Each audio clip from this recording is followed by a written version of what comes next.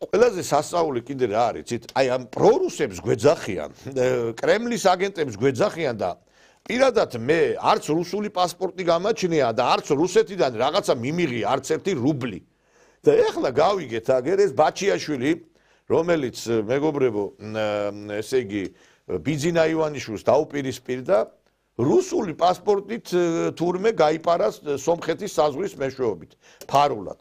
და მე არ ვიცი რუსულ აქციებს ესე იგი ანტირუსულ აქციებს აფინანსებდა ეს ბაჩიაშვილი და რა ვიცი როგორ აღმოჩნდა რომ ამ რუსული პასპორტი ქონდა როგორ აღმოჩნდა რომ ამ რუსეთთან კავშირი ქონდა მაინტერესებს ესე იგი თვითონ იღებენ ფულებს რუსეთიდან ჩვენ გვეუბნებია რუსეთის აგენტები თქვენ აყართო მე მინდა რომ ახლა გაგაცდოთ ინფორმაცია ამ ვაჟბატონის შესახებ რომელიც აი ბიძინა ივანიშვილმა ჩააცვა დაახურა მილიონერად აქცია და ამან ეს გააკეთა რომ აგერ გაიძურწა ქვეყნიდან ბულმა გიორგი ბაჩიაშვილმა მართლმსაჯულებისგან გაქცევის გზა საბარგულში იპოვა. უკანა სავარძელსა და საბარგულს შორის მოწყობილი სამალავით ბაჩიაშვილმა ორი ქვეყნის საზღვარი უკანონოდ გადაკვეთა. დაკავებულია მძღოლი, რომელმაც ფულის სანაცვლოდ ბრალდებული ქვეყნიდან გააპარა.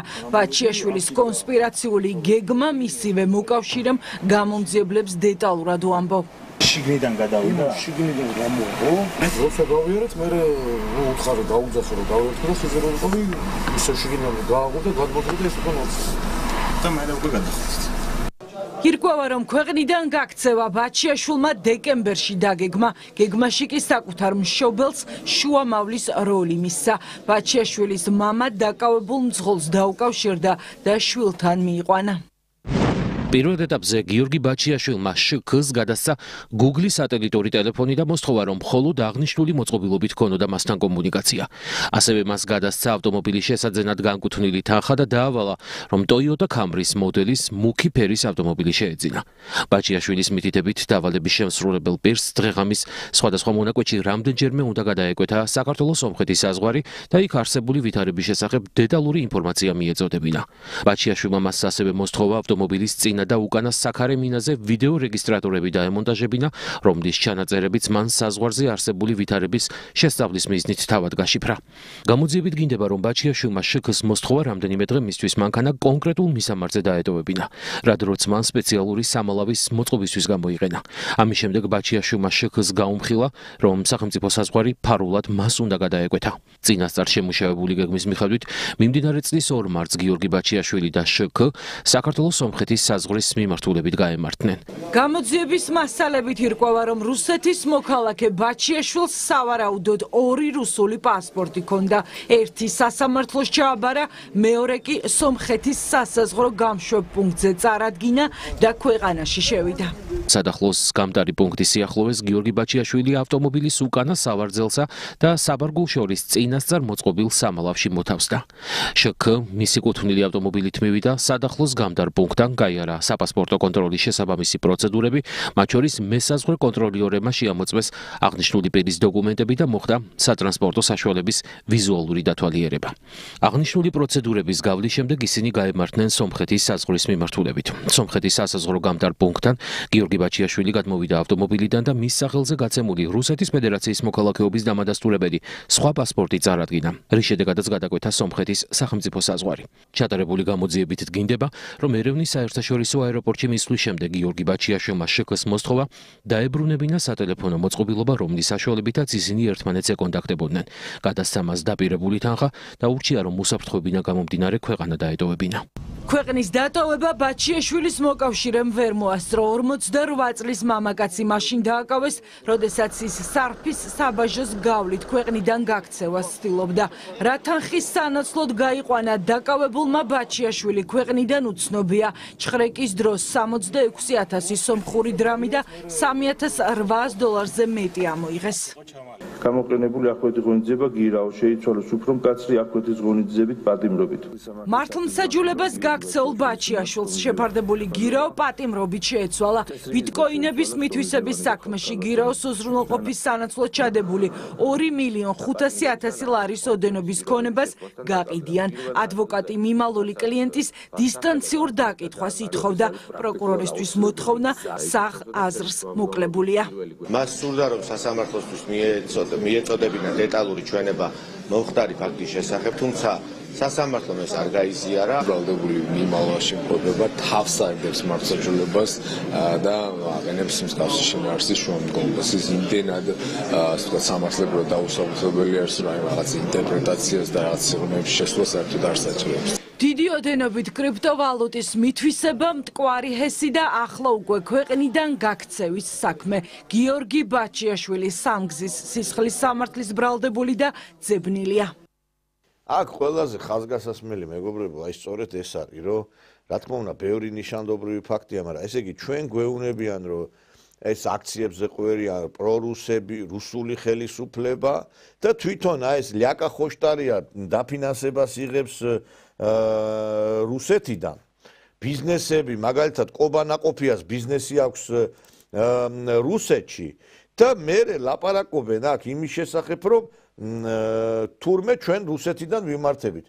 გეორგი ალექსანდროვიჩი, მე აი ესე მინდა მოგმართო თქვენ, აი ვანახოთ ახლა ეს პასპორტი, რუსული პასპორტი ბატონი ბაჩიაშვილისა, რომელიც გაცემული არის რუსეთში 2013 წლიდან, ესე იგი ეს პასპორტი მას აქვს დატა издания 2013 год და გეორგი ალექსანდროვიჩი.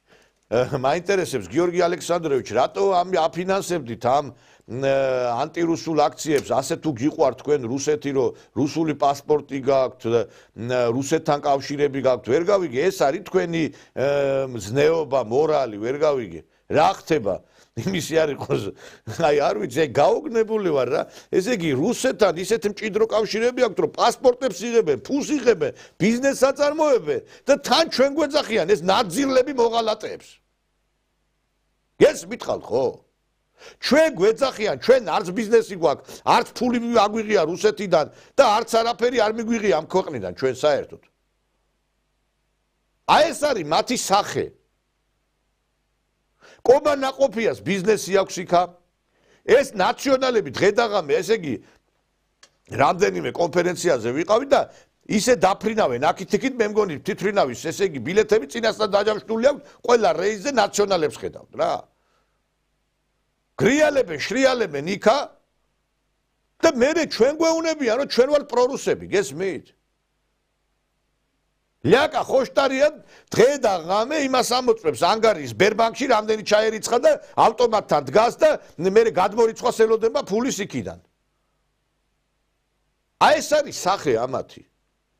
ჯერ ერთიც, რა ვიცი, რო კითხო ეს ვაჟბატონი იმას აპირებდა, რა ქვია, დემეტრე თავდადებულობას და ცოტნე დადიანობას, რომ თავი უნდა შეეწირა იმ სიმართლისათვის. ეს ახარ თქვენ სულ, აი ეს არის თქვენი სიმართლე. ეხლა სააკაშვილის ხელისუფლება რო ყოფილიყო, ვინ დატოვებდა ამას გარეთ, რო დადიოდა პროცესებზე და სტუდიიდან ერთვებოდა და ყოველი პროცესი. ეხლა წარმოგიდგენიათ ხალხო თქვენ მოლაშვილი რო გამოეშვათ ან ბათიაშვილი რო ყველა ვინც კი პასუხისგებაში იყო მიცემული, ასე თუ ისე ცნობად გახმაურებულ საქმე, ცნობილ გახმაურებულ, ყველა ციხეში იყო. და ესენი რო გამოდიან ბახმაროსმიდან ჰაერიზე ნამყოფს გვანან გაპუნტულებული ლოყები არიციან, ციხეზე იყვნენ თუ კურორტზე იყვნენ, ვერ გაიგებ.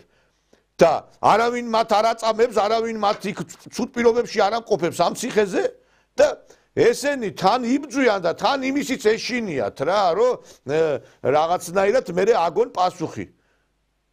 მე შინოდაო რომ ისაო რა ქვია გამჭყლეტდაო ივანიშვილიო. ივანიშვილს რო შენი გაჭყლეტვან დომებოდა და მართლა რომ ივანიშვილს რო რა ქვია რაღაცა სასამართლოზე ზეწოლას საშუალება ქონოდა, მაშინ არ ვიცი სხვანაირად წავიდა და არავითარი ზეწოლა არ ხდება, სასამართლო არის დამოუკიდებელი. თორე სასამართლო რო დამოუკიდებელი არ ყოფილიყო, მაშინ სხვანაირად წარიმართებოდა, არავითარი ზეწოლა არ ხორციელდებოდა ამაზე. როგორც უნდა მიდიოდა პროცესზე, მოდიოდა, ერთვებოდა, მტკიცებულებებს წარადგენდა.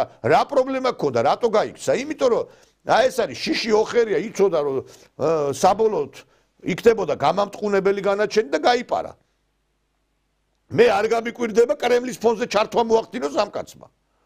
ისეთი უნამუსო არის რომ მოსკოვიდან რო ჩამერთოს ის არც ის გამიკვირდება, სიმართლე რო გითხრა. რა ვიცი, თან აგიდებთ ამ რუსეთს, თან ვერ იცილებთ და თან გიყვართ ეს ყველაფერი რა. იმისი არ იყოს ის კაცო, ის ვაჟბატონი, რა ქვია, რა გვარი, გაბიტაშვილი. ესე იგი დახვდა იმათ რა ქვია და თქვენ დედას იმას ვიზამო და თურმე ცოლი რუსი ყოლია შვილო რასაც შენ იმ ცოლს უშვები შენ გონია სხვასაც უნდა გაუკეთო ისაკაცო ამ რუსის ცოლები ყავთ რუსეთში დადიხართ რუსული გიყვართ ყველაფერი რუსული პასპორტები ისინი და მაინც რუსებს აგინე